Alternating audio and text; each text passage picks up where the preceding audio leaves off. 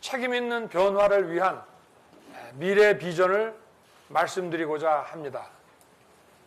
지금 대한민국은 세 가지 근본적인 도전에 직면해 있습니다.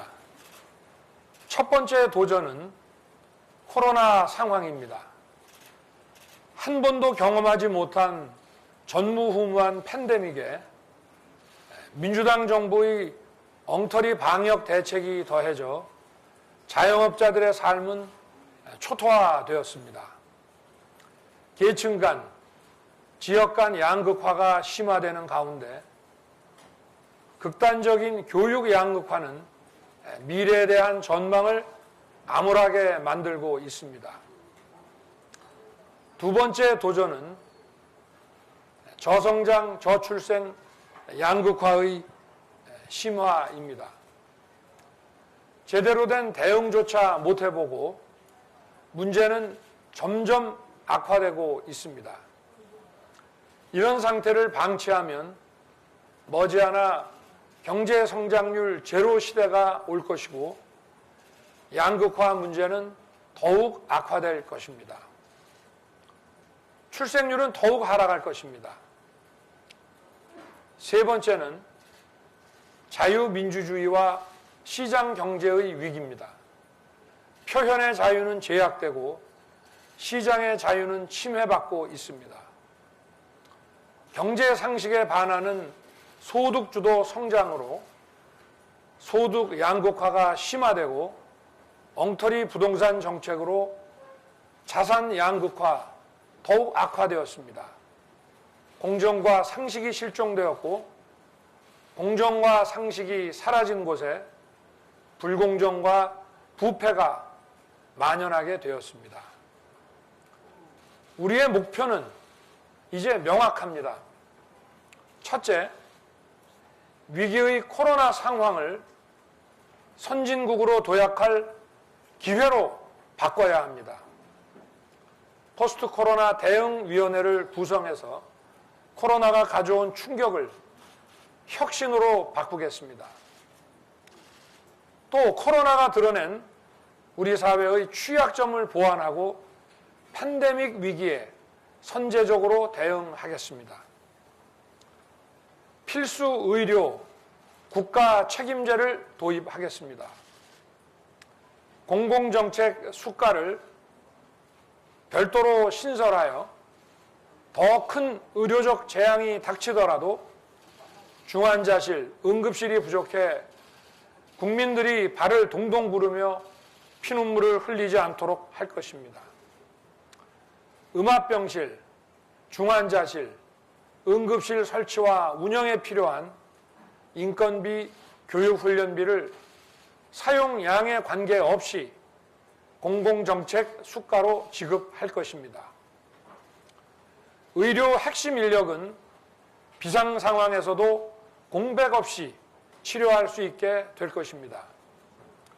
시설은 있는데 중증 환자를 돌볼 의료 인력이 부족하여 국민이 생명을 잃는 일이 없게 할 것입니다. 국민 생명과 건강을 지키는 필수 의료 분야인 중증 외상센터, 분만실, 신생아실, 노인성 질환 치료 시설에도 국민 건강권 확보 차원에서 공공정책 수가를 순차 도입하겠습니다. 공공정책 수가는 지역 균형 발전에도 기여할 것입니다. 둘째는 코로나 고통 분담에 국가가 적극 나서 벼랑 끝에 몰린 자영업자들을 구해내겠습니다. 임대료를 임대인, 임차인, 국가가 3분의 1씩 나누어 분담하는 임대료 나눔제를 도입하겠습니다. 생계형 임대인을 제외한 임대인도 고통 분담을 위해 임대료의 3분의 1을 삭감하고 그중 20%는 세액 공제로 정부가 돌려드릴 것입니다.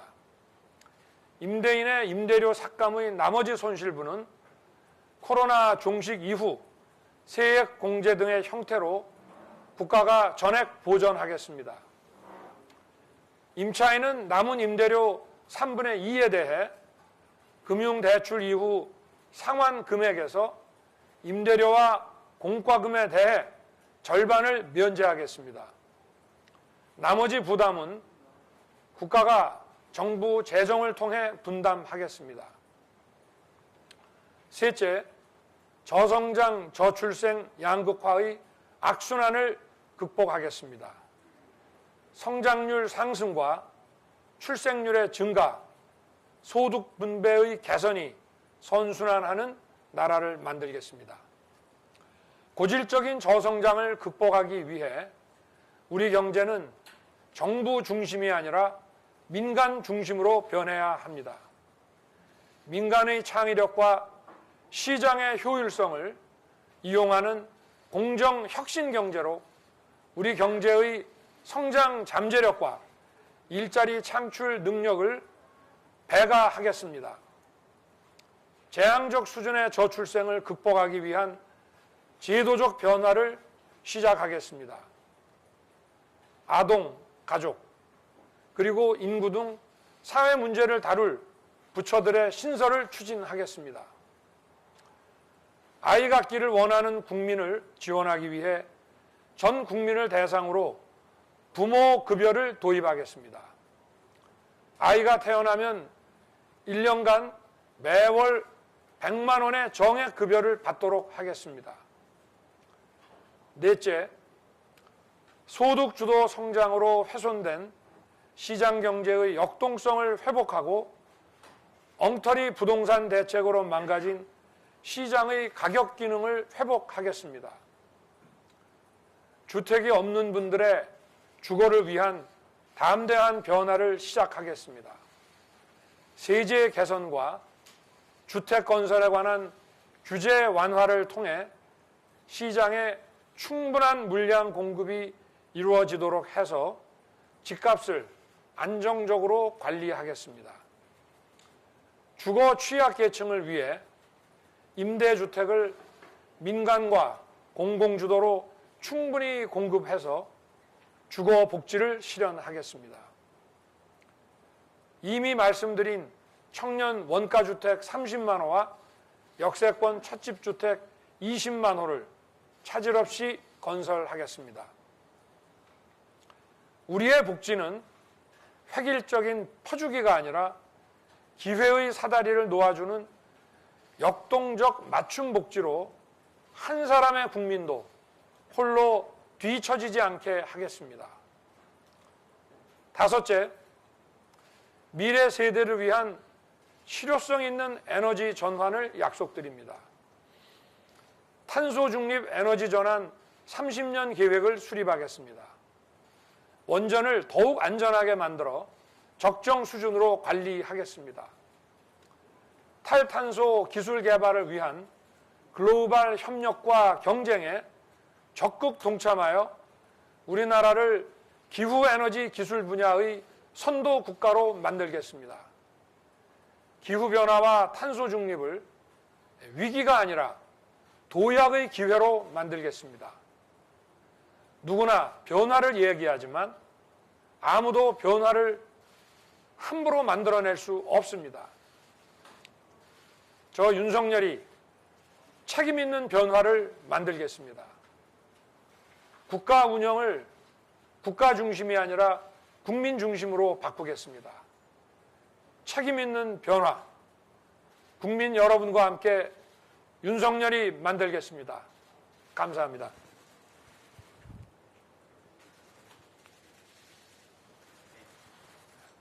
지금까지 윤석열 후보께서 2022년 정권 교체를 위한 새로운 시작의 방향을 설명해 주셨습니다. 지금부터는 이 자리에 참석해 주신 기자 여러분들과 편안하게 이야기를 나누는 시간을 갖겠습니다. 장례를 조금만 정리를 하고 나면서 자켓을 마스크를 좀 써주시고요. 그리고 장례를 조금 정리하고 난 다음 우리 기자님들과 질의응답 시간을 갖도록 하겠습니다.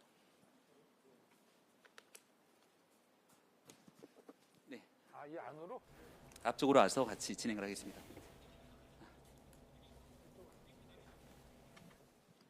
이렇게 말하고.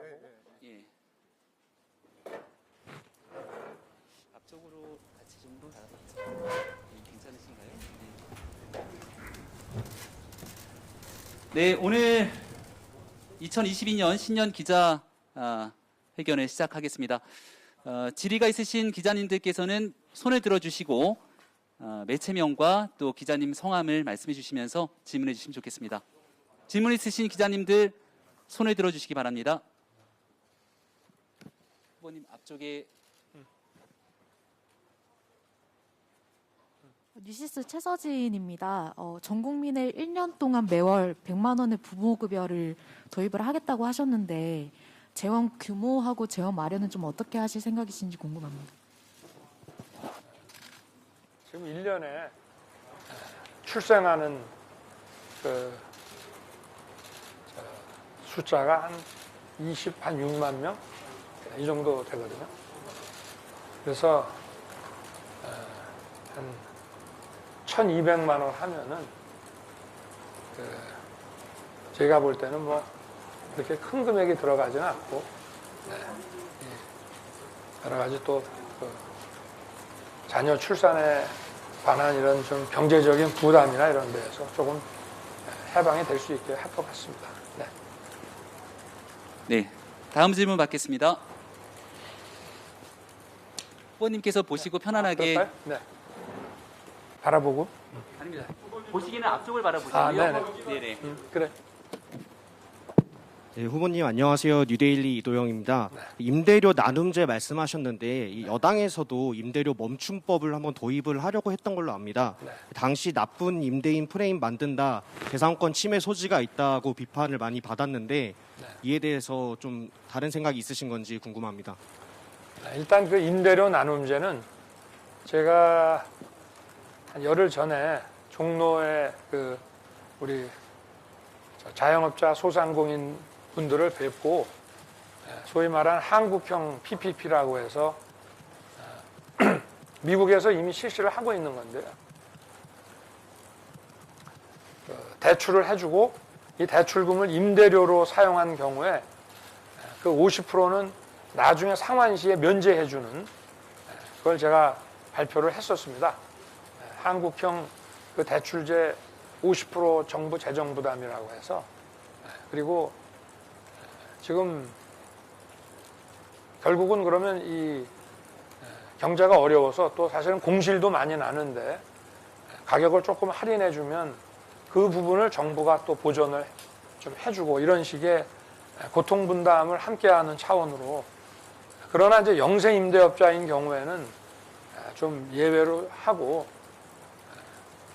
그리고 그 임대인에 대해서도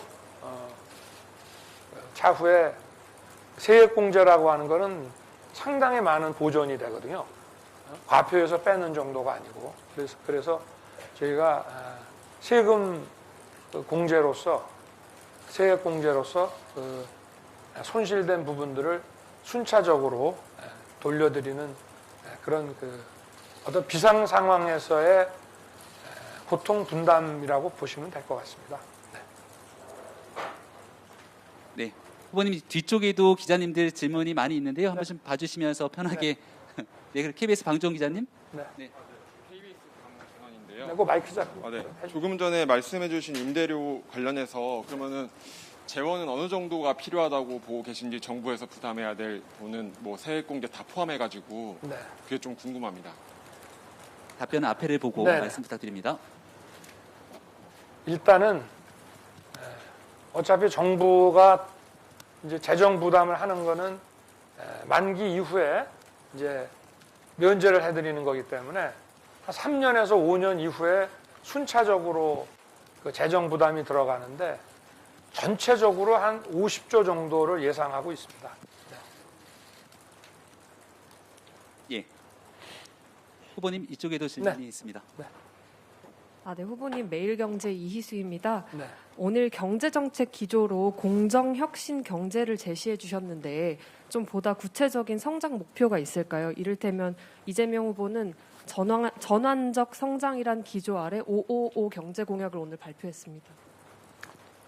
제가 아까 배가를 우리 잠재 성장률을 배가하겠다고 말씀을 드렸는데 지금 약 한 2% 정도로 보고 있는 잠재 성장률이 한 4% 정도 올라갈 수 있도록 목표치를, 사실은 목표 그 수치가 중요한 건 아닙니다. 그러나 어쨌든 목표를 설정해 놓는 것이 이를 추진해 나가는데 필요하기 때문에 저희는 2배 정도, 현재의 성장률의 한 2배 정도면 저희들이 합리적으로 달성할 수 있는 수치가 아닌가 그렇게 보고 있습니다.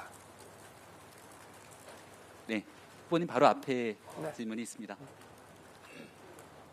네, 안녕하세요. 아시아경제 박준입니다. 아까 후보님께서 저성장 저출산 양극화 문제를 해결하기 위해서 그 통합한 부처를 만들겠다고 하셨는데 이 문제가 좀 통합한 부처로 해결하기 어려운 문제가 아닌가, 오히려 세부적으로 나눠서 해결해야 되는 문제가 아닌가 하는 생각이 들고요. 또 부모급여 100만 원 도입도 말씀을 하셨는데 또 100만 원 준다고 또 아이를 낳을 건 아니잖아요. 이랑 관련해서 구체적인 대안 같은 게 있으신지 궁금합니다.